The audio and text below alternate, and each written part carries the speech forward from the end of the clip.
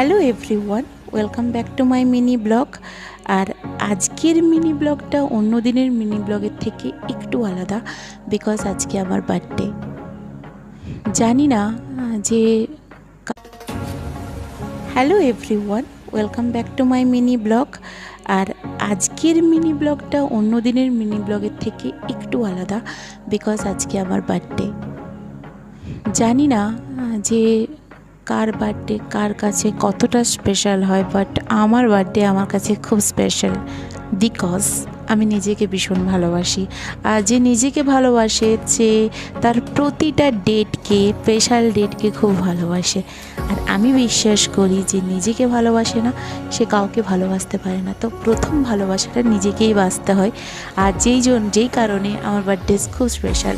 But বার্থডেতে আমি সকালে উঠেছিলাম, যেমনভাবে উঠি, তারপরে ফ্রেশ খাই, ব্রেকফাস্ট খাই, যেটা হচ্ছে নেসেসারি। আর আজ 3 বছর ধরে আমি ওই ব্রেকফাস্টটা অ্যাড অন করছি, আর আনবিলিভেবলভাবে আমি ভালো আছি।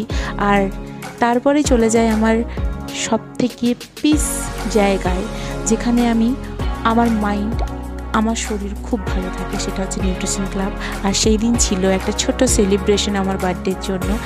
সেলিব্রেশন হয়, অনেক উইশ পাই, অনেক গিফট পেয়েছি, আশীর্বাদ পেয়েছি। Thank you so much again and again. এটা আমার কাছে সবচেয়ে বড় পাওনা ওয়েলনেস কোচ হিসাবে।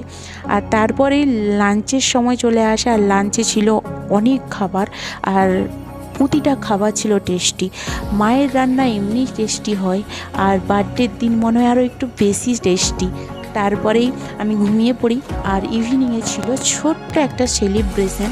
আর সেলিব্রেশন করার জন্য একটা ক্যাফেতে গিয়েছিলাম, আমার সবথেকে প্রিয় ক্যাফে। আমি মাঝে মাঝেই যাই চিট ডের দিন। আর তারপরে সেলিব্রেশন হয়, আর এই জামাটা আমার খুব প্রিয়।